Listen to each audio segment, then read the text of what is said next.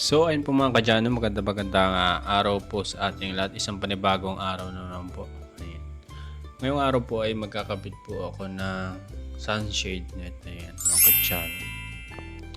Bali, ginamit ko po ang tali dito is yung alambre para po mas tumagal. Pagka kasi po tela yung ginamit ko or lubid, napapatid po kasi lagi. Na-try ko na po dati yun. Napuputol sa hangin mga kadyano, kaya alambre ngayon yung kinabit ko. Ayan.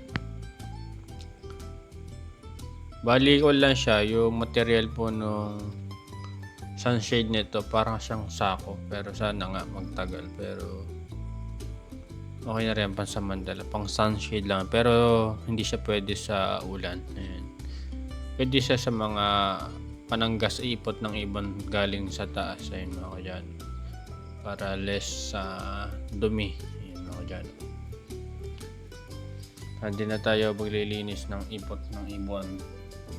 Tsaka mas okay na po to kaysa sa wala mga kadyano, since wala pa tayong budget para sa pagpapagawa po ng canopy dito. Yan yung bubong dito sa harap tsaka sa gilid. Yan po muna yung ilalagay ko.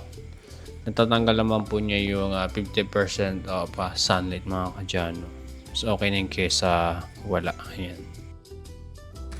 So yun po mga kadyano. Bali, itinali ko lang po doon sa mga poste yung ating alambre para mas matatag. Ayan. Pagkasipa ko yung kinabit ko, natatanggal po agad. Tsaka pag Torx screw naman po, ayun nga, ayoko na po magbutas dito sa bahay ko. Ay mga dyan. Nilalagay ko po yung sunshade clip para po yung, since may butas naman po yung mga sunshade natin, pero nilagay ko po ng clip para mas madaling isabit. So ayun po, bali hinatak-hatak ko po yung mga alambre para po maganda yung pagkakasabit niya, straight po yung net natin. Pero medyo may pagkalundo kasi medyo mahaba po yung net po natin. Ayan. Yan, sinabit ko lang po dito sa kabilang bubong yung alambre. Ayan.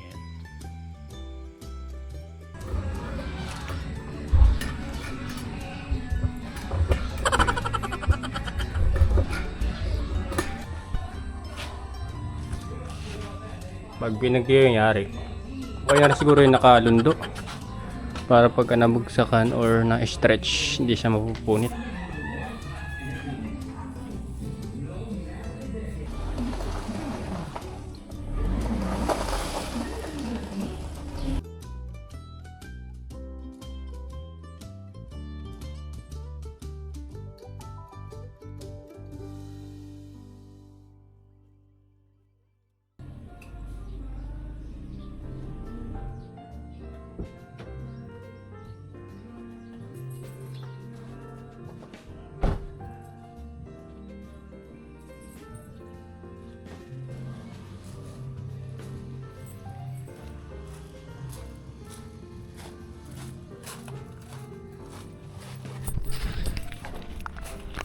Mga kadyano, okay na.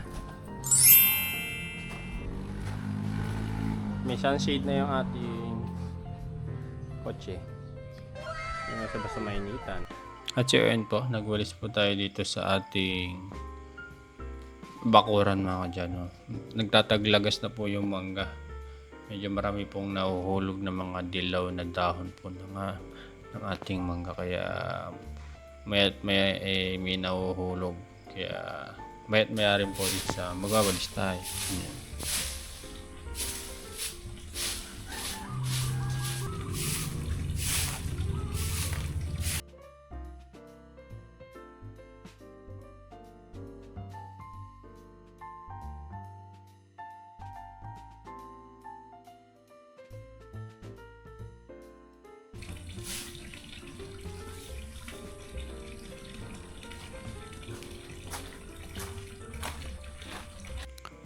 So ayun po mga kadyano, magandang araw po sa ating lahat.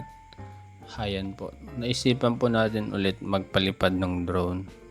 Ayan po yung palay po ni Kuya Brian, nagsidapaan na po kasi sa lakas po ng hangin, tsaka medyo matubig po yung kanyang bukid. Ayan. Medyo marami po din yung dumapa. Sana po magkaroon pa ng laman yung mga butil ng palay. Ayan. At ito na po yung itsura po ng ating bakuran, mga kadyano. Ayan, dumating na po pala si na Ate Lisa dyan. Ayan. Kitang-kita ko na po yung mga tinambak ko po or ikinalat kong bato. Ayan. May part pa na hindi natin na ilalagyan. Lalagyan po natin yan ng lupa. Ayan, para magpantay na. At so far, okay naman po yung nakabit kong sunshade net. Ayan. At ito po yung sagingan namin, mga kadyano. Medyo payat na po yung mga saging. Kailangan na siguro palitan. Ayan. Buong palibot po ng ating bahay, nilagyan ko po ng graba para po madali po kami nakakaikot. Kung saan namin po trip tumaan na yan.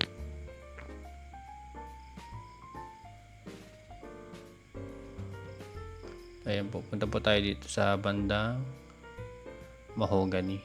Ayan.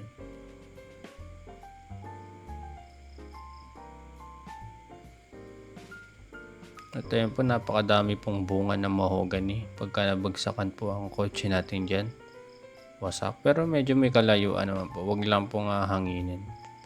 Tsaka, lucky naman na meron na tayong sunshade. Hindi na tayo mag-aalala or paglalabas tayo, matsyempohan ka na lang siguro. Ayan.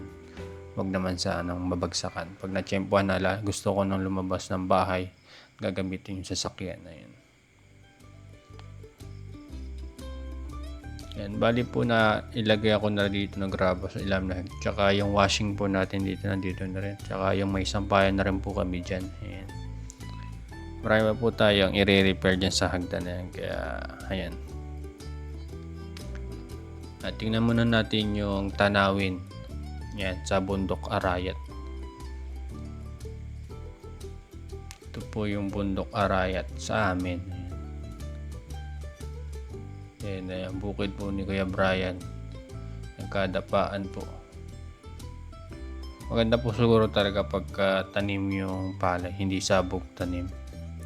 Medyo mahina po yung puno ng sabog tanim compare sa mano-manong tanim o yung tanim talaga ng tao. Ayan. Ayan, bali pupunta po tayo sa ilog.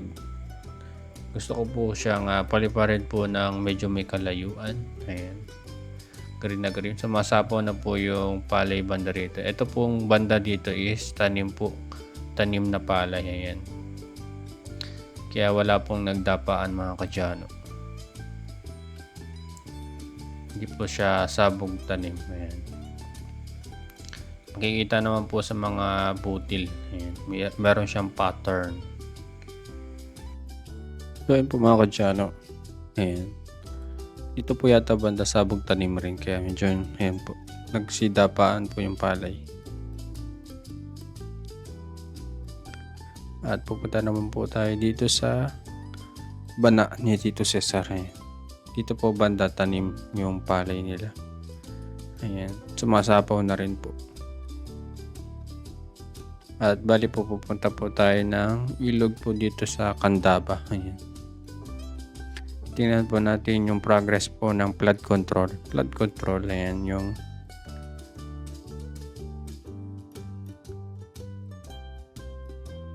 ayan po ang ating ilog dito po sa Candaba. Ayan.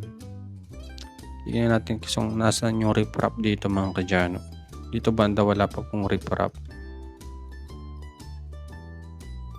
Ayun po ang mga riprap, mga kadyano. Medyo may kalayuan. Hindi na natin pupuntahan yan. Kasi paloobat ng ating drone. Yan, napakalawak po ng bukirin dito. Ayan, mga kadyano. At meron na rin palang riprap dito sa banda rito, mga kadyano. Susunod yan is buo na yan. Ayan. Ayun po yung aming bahay, medyo may kalayuan din dito. Ayan, 1 kilometro po yung layo ng drone natin mula sa akin yung pagpapalipad po natin. Dati po is helicopter po ginagamit bago makapag-aerial view. Ngayon, ordinaryong tao na lang po puwedeng, gumamit or mag-shoot ng mula sa taas, mga katyano. 'Di ba, amazing yung technology at dangerous at the same time kasi puwede siyang gawing pang-spy, ayan.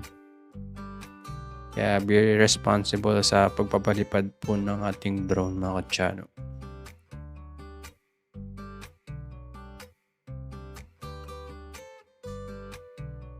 Ayan po, napakaganda po ng, tanawin dito at, maulap lang po at, hindi masyadong, maaraw ngayon. Pero kita naman po yung asul na kalangitan. Bale po, uuwi na po tayo diyan at, yun po yung bukid po ni Kuya Brian, halos, nadapa po lahat, ayan. Dito sa may bandang malapit sa bahay namin konti lang po yung, dapa. Pero dun sa dulo, sa gitna, medyo marami pong, dapa, mga kadyano, ayan. At ayun po, mga kadyano, at, dun na lamang po yung ating video. Maraming salamat po sa panonood. Bukas naman po ulit. Bye-bye.